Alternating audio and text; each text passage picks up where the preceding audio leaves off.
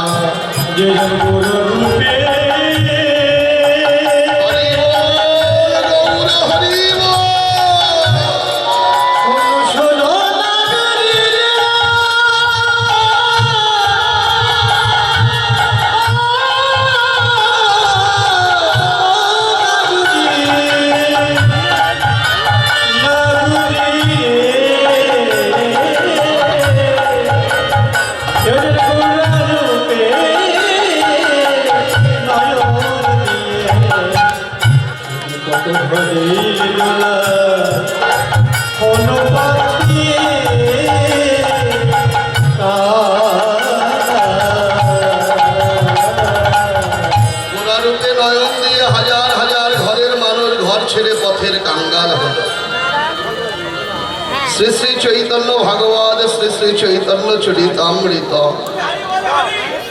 খুলে দেখুন কত হাজার হাজার ঘরের মানুষ গোরারূপে নয়ন দিয়ে ঘর ছেড়ে পথের কাঙ্গাল হয়ে গেল। রঘুনাথ দাস গোবর্ধন দাসের একটাই ছেলে, বিবাহ বাসরে নিজের ঘরের পত্নীকে রেখে জনমের মতো ঘর ছেড়ে চলে গেল। মালদহ জেলা আমাদের সর্বগোস্বামীদের মধ্যে 6 জনা শ্রেষ্ঠ গোস্বামী রূপ এবং সনাতন, এরা নবাব হোসেন স্যার গোলামি করতেছিলেন। নৌকা ভর্তি করা হীরামণি কাঞ্চন গোরারূপে নয়ন দিয়ে মালদাহের মানুষের হাতে তুলে দিয়ে বৃন্দাবনে গিয়ে ব্রজবাসীর দুয়ারে দুয়ারে ভিক্ষা মেঘে খেয়ে জীবনটাকে অতিবাহিত করে দিলেন। তবু আর মায়ার সংসারে ফিরে এলো না।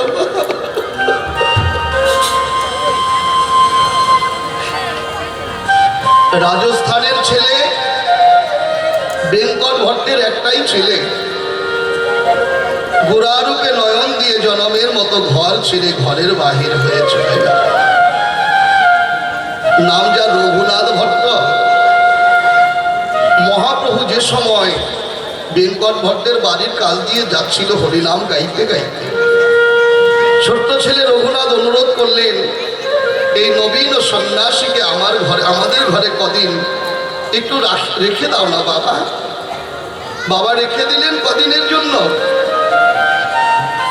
আজকে মহাপ্রভু ডেকে বলছেন, শোনো, সন্ন্যাসীদের এক বাড়িতে এতদিন থাকতে হয় না। সন্ন্যাস হলো নিরুদ্দেশের পথ।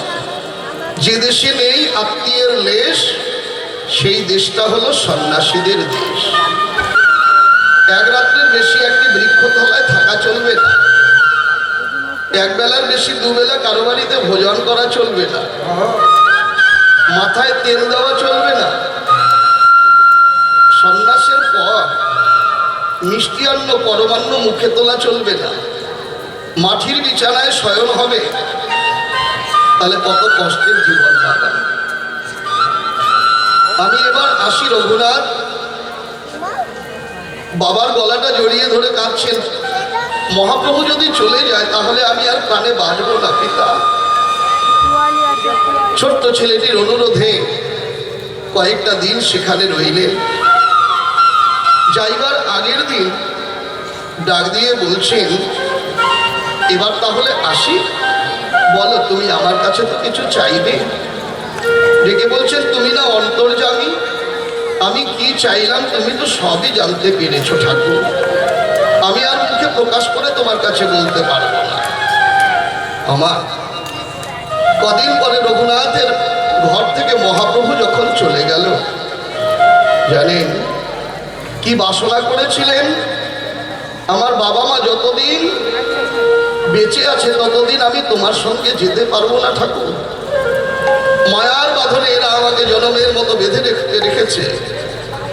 কৃপা করে আমার বাবা মাকে তোমার চরণে ঠাঁই দাও, তবেই তো আমি জনমের মতো মুক্ত হয়ে যাব। দেশ দেশান্তরে হরিনাম করে আমি তোমার সঙ্গে থাকবো। মানব জীবনটা ভিক্ষা মাদগিরি করে পরিণাম করে অতিবাহিত করে দিতে চাই।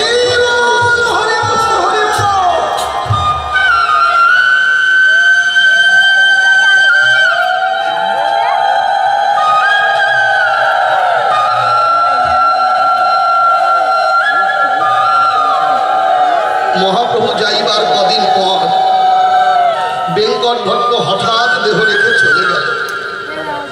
আচ্ছা বাবা, আজকে কোনো সন্তানের যদি বাবা মা মারা যায় তাহলে তার আনন্দ হবে কি দুঃখ হবে বাবা? বড় দুঃখ। কিন্তু ছোট্ট রঘুনাথের বড় আনন্দ হলো, তুমি এবার আমার ডাক শুনেছ ঠাকুর, তুমি আমার ডাক শুনে আমার পিতাকে তোমার চরণ তলে আশ্রয় দিয়েছ। দুয়ারে দুয়ারে ভিক্ষা মাধুগিরি করে রঘুনাথ পিতৃকৃতকর্ম সমাপ্ত করলেন। কদিন পরে হঠাৎ তার মাও দেহ রেখে চলে গেল। পিতামাতা হারা সন্তান কত দুঃখ হবার কথা। মনের ভেতরে বড় আনন্দ, আজ তুমি আমায় জলমের মতো মুক্ত করেছ ঠাকুর। এবার আমার আর বদ্ধ ঘরের মধ্যে রেখো না। মায়ের কৃতকর্ম সমাপ্ত করে ভিক্ষার ঝুলি কাঁধে নিয়ে জলমের মতো ঘর থেকে বাহির হলে এবার তোমার চরণ তলে আমায় টেনে নাও গো।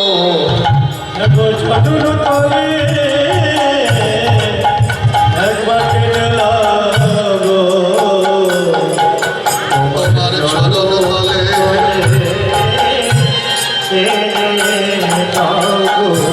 তোমার নাম জানি না, ধাম চিনি না, তোমার চরণ তলে আমায় টেনে নাও গো। তোমার নাম জানি না, ধাম চিনি না, গোপতির পাবন দয়াল হরি,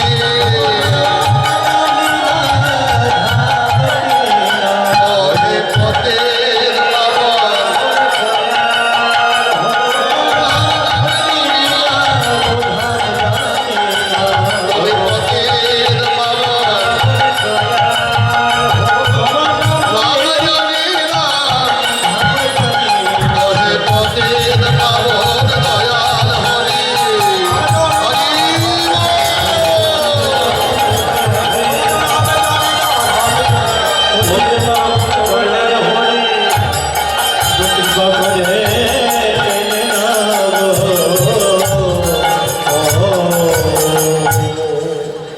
কিবা মন্ত্র দিলে গোসাই, কিবা তাহার ফল, জপিতে জপিতে মন্ত্র শেষে মরে করিল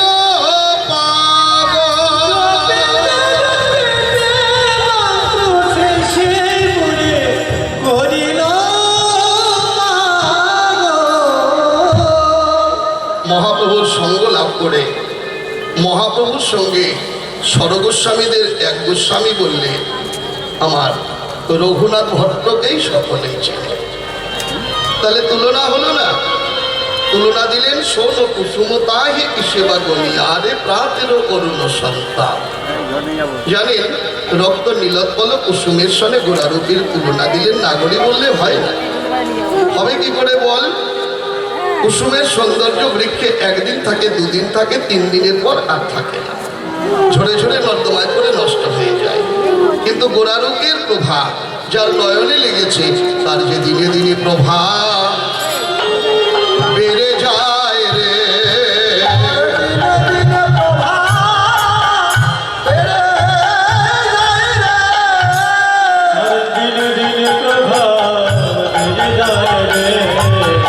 আমার গোড়ারূপ যার নয়নে লেগেছে তার তো দিনে দিনে প্রভা বেড়ে যায় রে।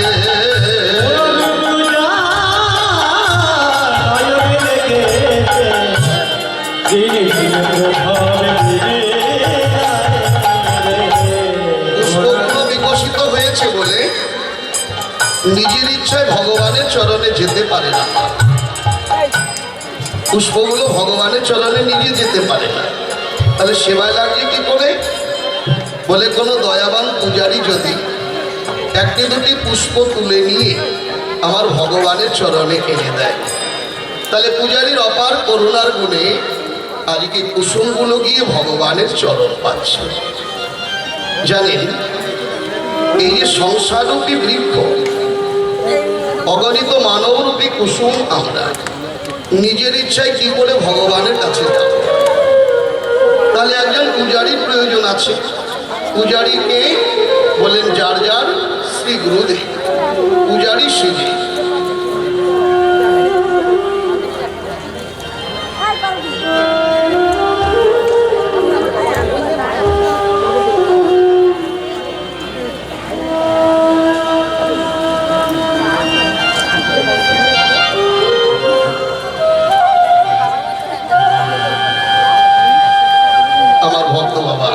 ভক্ত সেবার লাগে কিছু ফল দান করেছেন, আপনারা সকলে কৃপা আশীর্বাদ করবেন। আগামীকাল আমাদের গৌর পূর্ণিমা উপবাস, ভক্ত সেবায় যেন লাগে। দান করিতে করিতে সে যেন একদিন পরম দানির চরণে এসে ঠাই পায়। প্রেম সে বলি তাই গৌর। তাহলে আমরা সেবায় লাগবো কি করে?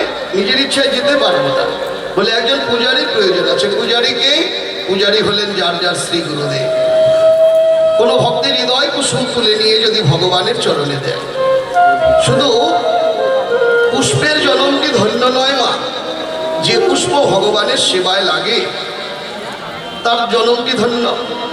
যে পূজারী এনে দিল তার জন্ম ধন্য। আবার যে বৃক্ষে পুষ্পটিত হলো সেই বৃক্ষের জন্ম ধন্য। যে বাগানে পুষ্পটিত হলো বাগানের জন্ম ধন্য, এবং বাগানের মালিকেরও জন্ম ধন্যাতি ধন্য। তেমনি একই গর্ভে অনেক সন্তানের জন্ম হয়, সকল সন্তানকে দিয়ে আমার ভগবানের সেবা হয় না। যে সন্তানটি সেবায় লাগলে তার জন্ম ধন্য, যে গুরুদেব এনে দিল তার জন্ম ধন্য, যে মা গর্ভে ধারণ করেছে তার জন্ম ধন্য, যে পিতা জন্ম দিল তার জন্ম ধন্য, যে বংশে জন্মালো বংশ ধন্য। একটি কৃষ্ণ ভক্ত সন্তান যে দেশে বিচরণ করে সেই দেশ পর্যন্ত ধন্যাতি ধন্য। নাগরী, তাহলে তুলনা হলো না? এবার তুলনা দিলেন, হেরি সুধা করো মুরছি চরণ তলে।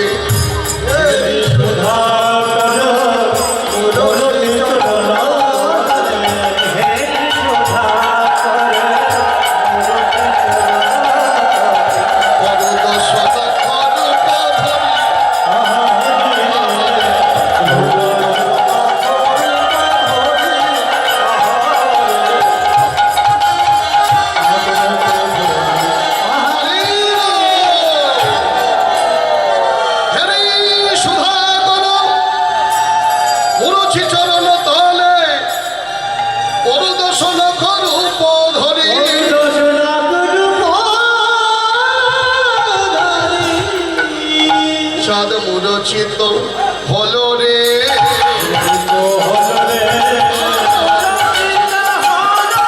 আমার গৌরাঙ্গের চরণ তলে মুরচিত হলো রে।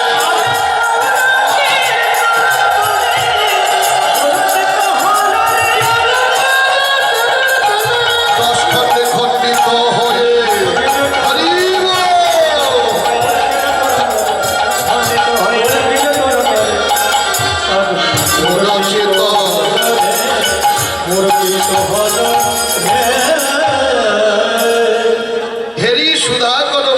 চরণ তলে পরুদর্শন করো পদ। সুধাকর কারে বলছেন? বলে চাঁদের আর এক নাম হলো সুধাকর। তা নাগরী বললেন চাঁদ সারা বিশ্ব আলো দিতে পারে, তিনটে জায়গায় আলো দিতে পারে না। এক, কারো ঘর গহন বনের ভেতরে চাঁদের আলো প্রবেশ করে না। দুই, কারো বদ্ধ ঘরের ভেতরে চাঁদের আলো প্রবেশ করে না। তিন হলো কারো মনের ভেতরে চাঁদের আলো প্রবেশ করতে পারে না। কিন্তু কৃপা করে যদি কোনো ভক্তের হৃদয় আকাশে একবার গৌর চাঁদের উদয় হয়, ঘরের ভেতর বাহির আলো করে।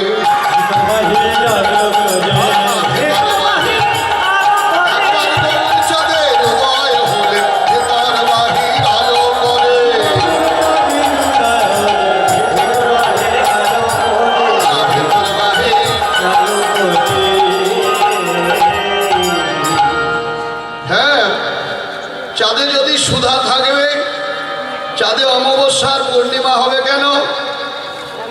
সদাই পূর্ণিমা হবে। চাঁদে অমাবস্যা আছে, পূর্ণিমা আছে, কিন্তু আমাদের গৌর চাঁদে কোনো অমাবস্যা নেই, গৌর চাঁদে সদাই পূর্ণিমা।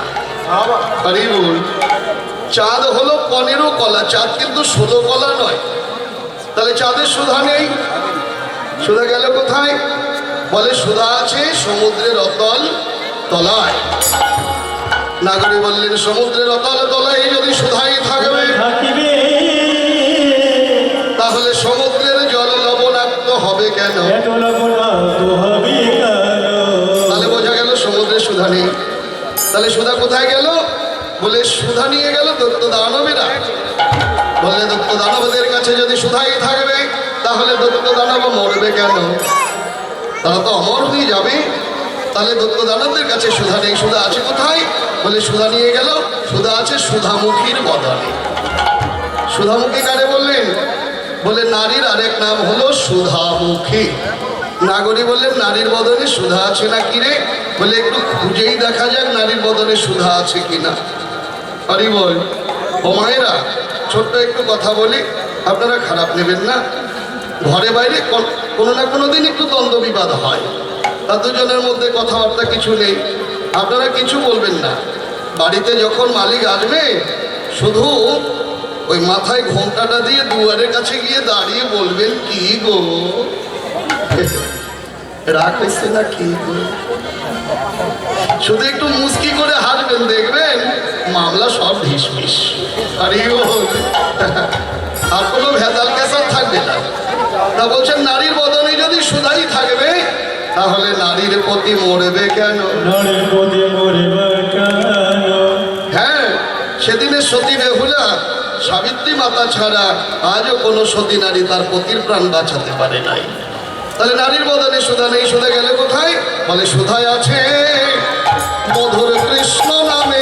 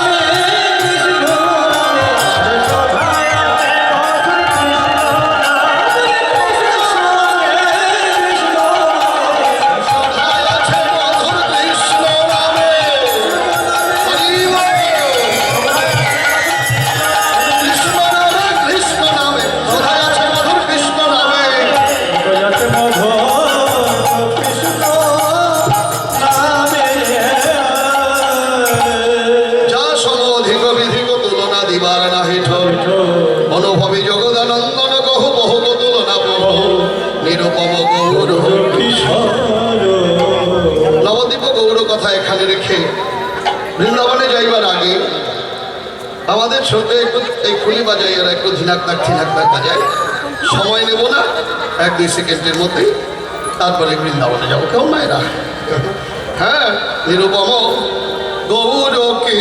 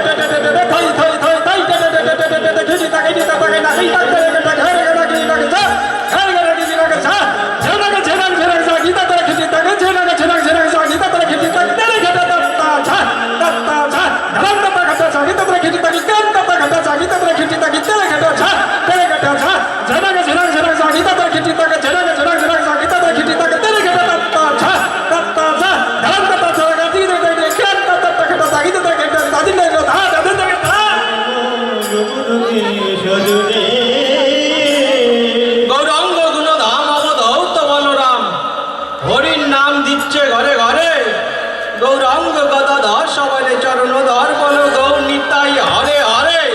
এই যে নিতাই করুণা হলে ধাম যাবে চলে ধাম সুন্দর সুতান মধুর রবে প্রাণ পুলকিত হইবে রাইবে দাবি তোমারান গৌরাঙ্গ গুণধাম অবধৌত বলরাম হরির নাম দিচ্ছে ঘরে ঘরে গৌরাঙ্গ গদাধর সবাই চরণ ধর বলো গৌর নিতাই হরে হরে। নিতাই করুণা হলে ধাম যাবে চলে ধাম সুন্দর সুতান মধুর রবে প্রাণ পুলকিত হইবে রাইবে দাবি তোমারান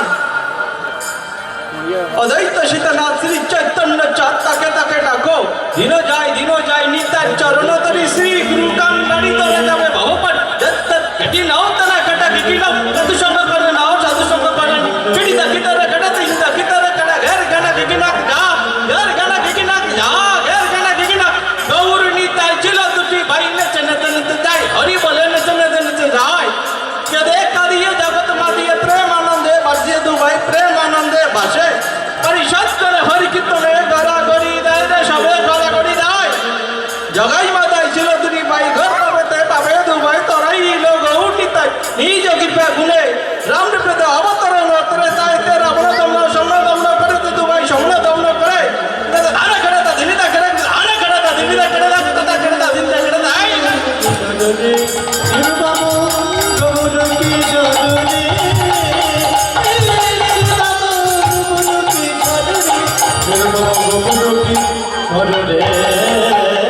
জয় জয় শ্রী শ্রী রাধা গোবিন্দ প্রেমানন্দে হরি হরি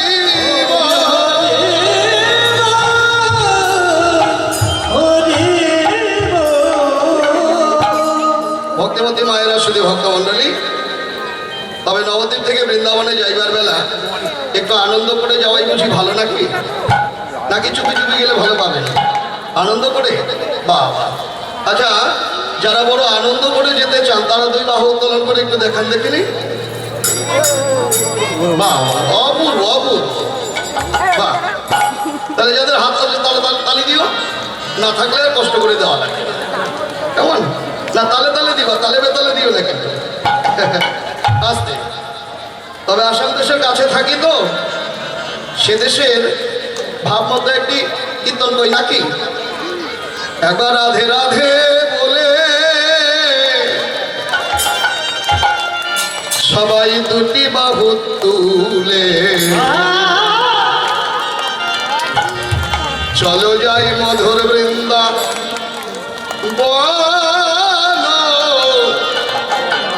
ধামে চলো যাই মধুর বৃন্দা ধামে।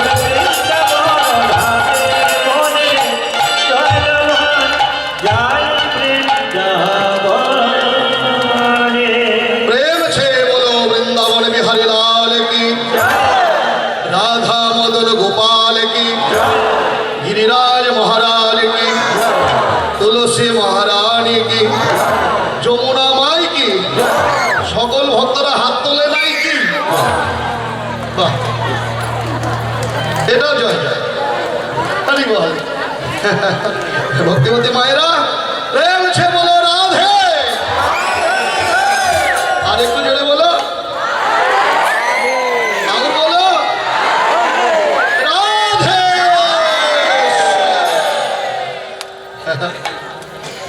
এদিকটা একটু কম হয়েছে। হ্যাঁ, মাঝে মধ্যে একটু হাত দুটো এমন তেমন করো, করা লাগবে না। উপনিষদ বলছেন শরীরং সর্বতীর্থানি শরীরং সর্বদেবতা শরীরং সর্ববিদ্যানাং কৃষ্ণ ভক্তি সুদুর্লভ। শরীর হচ্ছে সর্ববিদ্যার মূল বিদ্যা। শরীরের মধ্যে যত তীর্থ, শরীরের মধ্যে যত দেবাদেবীর বাস, শরীরকে বাঁচিয়ে রেখে যদি কেউ কৃষ্ণ ভজন করে, এটাই মানব জীবনে অতীব সুদুর্লভ।